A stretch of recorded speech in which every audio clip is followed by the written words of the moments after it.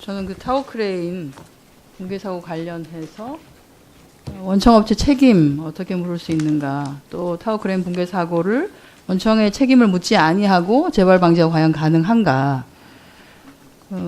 국정 현황 조정을 통해서 건설 현장에서 일어나고 있는 타워 사고에 대해서 산업안전법 29조가 적용돼야 된다는 것을 말씀을 좀 드리려고 합니다. 올해 5월 달에 남양주 타워크레인 사고가 있었습니다. 남양주 현대 힐스테이트 공사 중에서 타워크레인 붕괴로 5명의 사상자가 발생을 했고요. 의정부 지청에서는 원청인 현대엔지니어링 그리고 하청업체, 그러니까 타워크레인 업체죠. 타워크레인 두 업체를 다 기소 의견으로 송치를 했습니다. 산업안전보건법 29조를 적용을 한 거죠. 지금 현재 의정부 지검에서는 원청에 대해서는 구속영장을 기각을 했고요. 하청업체에 대해서는 적용을 해야 되는지 말아야 되는지에 대해서 지금 불투명한 상황입니다. 왜 이런 일이 벌어졌느냐. 지난 10월 10일에 있었던 의정부에서의 크레인 사고에 우리 장관께서 직접 나가셔서 꼭 원청의 책임을 묻겠다. 그리고 크레인 사고가 재발하는 업체에 대해서는 아닌 게 아니라 아웃시키겠다. 3년 내에 한 번 더 발생하면 퇴출을 시키겠다라고까지 했었습니다. 근데 왜 지검이, 검찰이 이렇게, 이 사건뿐 아닙니다. 우리가 환노위에서 아무리 산업안전과 관련된 재해에 대해서 목소리를 높여도 검찰은 방망이도 아닙니다. 이천에 냉동창고 화재로 50여 명이 숨졌습니다마는 사업주 2천만 원 벌금 내고 그냥 넘어갔습니다. 수십 명의 사상자가 나더라도 원청은 거의 아무런 처벌을 받지 않냐고 벌금 몇백만 원, 많아봐야 2천만 원 내고 빠져나가는 게 현실입니다. 뭐가 문제가 있는지 한번 보겠습니다. 검찰이 근거로 제시한 판례가 13년에 있었던 사고 관련한 겁니다. 왜 대한민국 검찰은 삼성 앞에서만 가면 이렇게 약해지는지 전 잘 모르겠어요.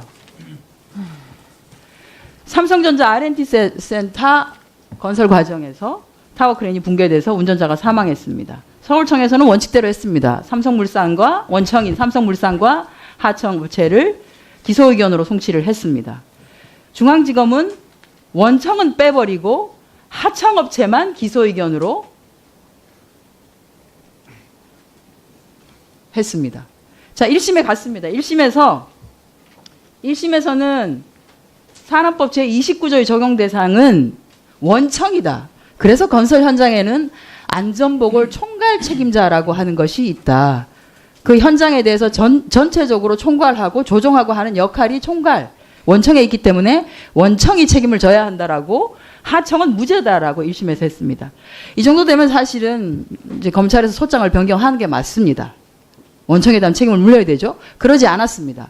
끝까지 타워크레인 설치 해체업, 그거 자체가 하나의 전문 건설업이다. 그래서 이 사람들이 설치 해체하는 것들을 별도로 또 도급을 줬기 때문에 요거 안에서 총괄 책임자가 또 있어야 된다. 그래서 하청업체가 책임을 져야 된다라고 또 2심으로 그대로 갔습니다. 아니라고 했습니다. 1심을 그대로 인정했습니다. 그리고 최종적으로 2016년에 대법원 원심의 판단을 인정을 했습니다. 결국 삼성전자 R&D 센터에서 타워크레인이 붕괴돼가지고 운전자가 사망을 했는데 중앙지검에서, 검찰에서 문제를 제기한 하청업체는 무죄라고 판명이 났고요. 검찰은 원청업체에 대한 책임을 묻지 않았기 때문에 사람은 죽었는데 아무도 책임을 지지 않고 사건이 끝났습니다. 그 내용이 지금 남양주에서 일어난 타워크레인에도 적용이 되는 겁니다. 근데 이것도 저는 좀 문제가 있습니다. 왜냐하면 이런 문제들이 자꾸 발생을 했기 때문에 노동부가 시행령을 바꿨습니다. 2013년에요.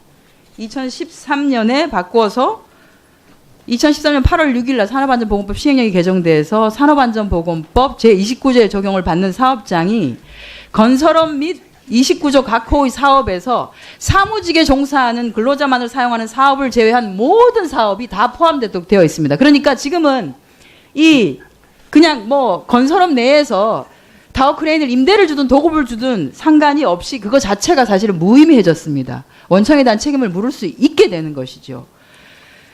그리고 2016년 저 대법원 판례는 이 시행령이 개정되기 전의 얘기입니다. 왜냐하면 산업법 시행령 개정 전인 2013년 4월 4일 날 있었던 타워크레인 사고이기 때문에 그렇습니다. 이미 법은 바뀌어져 있습니다. 저는 이 건은 이걸 가지고 또 뭐 안 되니까 그러면 법을 또 개정을 하겠다고 또 듭니다. 그 건이 아니.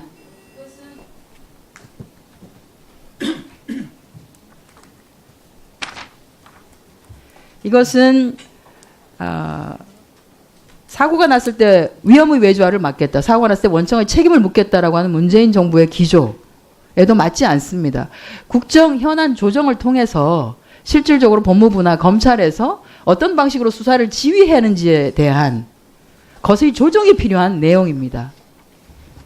그래서 장관님께서 이 건은 우리가 사안마다 검찰이 잘못 기소하는 내용에 따라서 거기에 맞춰서 법을 개정해서는 저는 안 된다고 봅니다. 원칙적으로 제대로 적용이 될 수 있게끔 서로 간에 소통을 하시는 것이 필요하고요. 그래야지만이 우리가 환노위에서 의원들이 목소리 높여서 타워크레인 사고를 재발할 수 있도록 원천의 책임을 강화하라고 하는 것이 실질적으로 가능한 것이지, 이게 정리가 되지 않고 있는 다음에는 상황의 변화는 있지 않다고 봅니다. 그래서 이 상황에 대해서 현안조정회의를 통해서 조정을 해주시기를 부탁드리겠습니다. 의원님이 지금 말씀하신 부분에 대해서는 저희가 고용노동부에서는 제가 그날 의정부를 현장을 나갔었습니다. 그런데 추석 연휴 끝에 제가 봤을 때는 원청 사장도 나와 있었습니다. 그 자리에. 이게 분명히 공사의 속도를 내기 위해서 저는 원청에서 이런 부분을 저는 충분히 감지를 할 수 있었으나 이 타워크레인에 대해서는 하청회사에서 했습니다. 그래서 원청 책임을 우리가 물었고 거기에 대한 수사지휘를 했는데 지금 의원님 말씀한 대로 수사지휘나 이런 거를 했을 때는 담당 검사의 기준에 따라 앞서 그 삼성의 건에 대해서는 또 그 검사가 그렇게 판단해서 판결이 나온 그런 사례인데, 지금 대검 공안부가 의원님 이제 기사를 보셨지만 대통령께서 아무리 말을 해도 이 근거법이 없다. 하청이 잘못했을 때 원청의 책임을 법에 반드시 명시를 해야 된다. 이렇게 돼 있습니다. 그래서 저희가 그러지 않아도 이 조선산업이나 대형 산업에 대해서는 안전에 대한 이런 문제는 원청의 책임을 우리가 묻겠다 했는데 보니까 그런 관련 규정은 없습니다. 근데 그게 폭넓게 할 수 있는 이런 여지가 있습니다. 그래서 이참에 아예 이런 위험이라든가 여러 가지 건설 현장에서 일어나든가 이런 부분에 대해서는 하청회사에다가 하도급을 줬어도 하청회사에서 산재 사고가 났을 때는 원청의 책임을 묻는 거를 아예 법제화를 해라. 검찰을 법에서 이렇게 했기 때문에 이 부분은 제가 볼 때는 지금 국회에서 지금 법안을 좀 마련하고 있는 걸로 알고 있습니다. 삼성하고는 관계가 없다. 아닙니다. 그거는 판례가 아니라 위원님 아까 지적하신 대로 이 부분은 검사에 따라서 지금 여태까지 판례가 굉장히 많습니다. 어떤 부분은 원청이 책임져야 되고 어떤 부분은 원청이 책임이 없고 이런 판결이 너무 많기 때문에 이 차에 위험하고 외주에다 줄 수 없는 거는 원청이 하게 하고, 그리고 또 원청이 하청에다가 이제 앞으로 이런 건설이나 위험한 크레인이라든가 아니면은 조선산업이라든가 위험한 거는 원청이 직접 하게 저희가 준비하고 있습니다. 관계부처에. 그럼에도 불구하고 기존에 이미 하청을 줬던 데서 사고가 났을 때는 원청 책임을 묻기 위해서는 법제도가 필요하다. 이렇게 저희도 판단하고 있었고, 지금 법에서 검찰에서 이번에 원청에 대한 기소를 기각을 했기 때문에 저희가 그렇게 판단했다고 생각합니다. 예, 그 부분은 시행령 갖고 할 게 아니라 이거는 법에 반드시 명시를 해라 이렇게.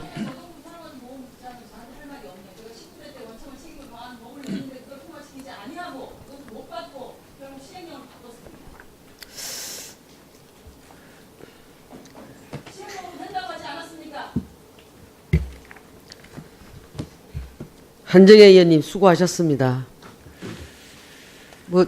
이따 추가 질의하시죠 뭐. 다음은 자유한국당 비례대표 문진국 의원님 질의하시기 바랍니다.